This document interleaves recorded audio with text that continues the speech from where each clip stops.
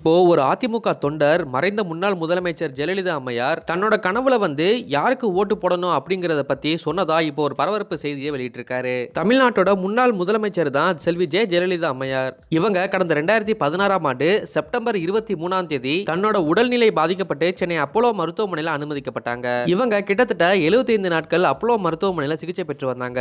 அதுக்கப்புறம் மோசமான உடல்நிலை காரணமா சிகிச்சை பலனின்றி கடந்த 2016ஆம் ஆண்டு செப்டம்பர் 5ஆம் தேதி மரணம் அடைஞ்சாங்க. இவங்களோட மரணம் மக்கள் மத்தியில ஒரு மிகப்பெரிய அதிர்ச்சியையும் சோகத்தையும் ஏற்படுத்துச்சு. அதுக்கப்புறம் எடப்பாடி பழனிசாமி அவர்கள் முதல்வர் பதவியை ஏத்துக்கிட்டு அதிமுக கட்சியை வழிநடத்திட்டு வந்துட்டு இருக்காரு. இந்த நிலையில வர ஏப்ரல் 18ஆம் தேதி 2019ஆம் ஆண்டுக்கான நாடாளுமன்ற தேர்தல் இந்தியா முழுக்க நடக்க இருக்கு. இந்த நாடாளுமன்ற தேர்தல்ல பல்வேறு கட்சிகள் போட்டியிடுறாங்க. குறிப்பா ஆளுங்கட்சியான அதிமுக பாரதிய ஜனதா கட்சியோட கூட்டணி வச்சிருக்காங்க. எதிர்க்கட்சியான திமுக காங்கிரஸ் கட்சியோட கூட்டணி வச்சிருக்காங்க.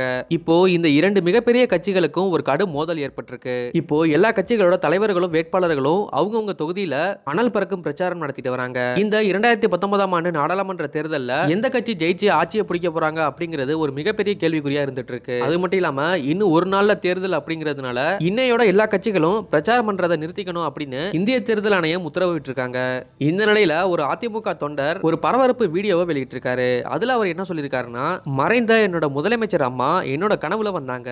அவங்க ரொம்பவே சோகமா என்னோட விசுவாசிகள் யாரும் அதிமுகவுக்கு வாக்களிக்க கூடாது அப்படின்னு ஜெயலலிதா அம்மா சொன்னதா இப்போ ஒரு பரபரப்பு வீடியோ வெளியிட்டிருக்காரு. இப்போ இந்த வீடியோ தான் இணையதளங்களை வெளியாகி ரொம்பவே வைரல் ஆயிட்டு வந்துட்டு இருக்கு.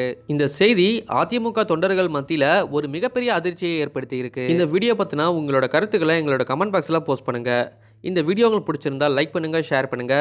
மேலும் இது போன்ற செய்திகளை தெரிஞ்சுக்க நம்ம தமிழ் 360 சேனலை சப்ஸ்கிரைப் பண்ணுங்க.